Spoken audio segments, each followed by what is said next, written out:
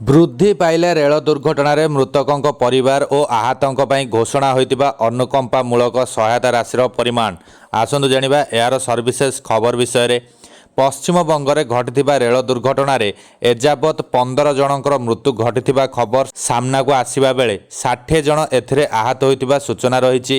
ପ୍ରାଣ ହରାଇଥିବା ବ୍ୟକ୍ତିଙ୍କ ପ୍ରତି ପ୍ରଧାନମନ୍ତ୍ରୀ ନରେନ୍ଦ୍ର ମୋଦି ଗଭୀର ଶୋକ ପ୍ରକାଶ କରିବା ସହିତ ମୃତକଙ୍କ ପରିବାରକୁ ପ୍ରଧାନମନ୍ତ୍ରୀ ଜାତୀୟ ରିଲିଫ୍ ପାଣ୍ଠିରୁ 2 ଲକ୍ଷ ଟଙ୍କା ଏବଂ ଆହତମାନଙ୍କୁ 60,000 ଟଙ୍କା ଲେଖାଏଁ ଅନୁକମ୍ପାମୂଳକ ସହାୟତା ଘୋଷଣା କରିଛନ୍ତି।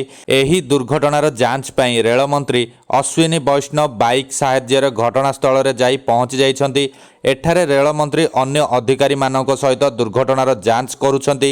ଏଥିସହିତ ରେଳମନ୍ତ୍ରୀ ମୃତକଙ୍କ ପରିବାରକୁ ଓ ଆହତମାନଙ୍କ ପାଇଁ ଘୋଷଣା ହୋଇଥିବା ଅନୁକମ୍ପାମୂଳକ ସହାୟତା ରାଶିର ପରିମାଣକୁ ବୃଦ୍ଧି କରିଦେଇଛନ୍ତି। ବୃଦ୍ଧି ପାଇଥିବା ଅନୁକମ୍ପାମୂଳକ ସହାୟତା ରାଶି ଅନୁଯାୟୀ ମୃତକଙ୍କ ପରିବାରକୁ 10 ଲକ୍ଷ ଟଙ୍କା ପ୍ରଦାନ କରାଯିବା ସହିତ ଗମ୍ଭୀର ଆହତ ହୋଇଥିବା ଲୋକଙ୍କୁ 2.5 ଲକ୍ଷ ଟଙ୍କା ଓ ସାମାନ୍ୟ ଆହତଙ୍କୁ 50,000 ଟଙ୍କା ଲେଖାଏଁ ପ୍ରଦାନ କରାଯିବାକୁ ଘୋଷଣା କରିଛନ୍ତି।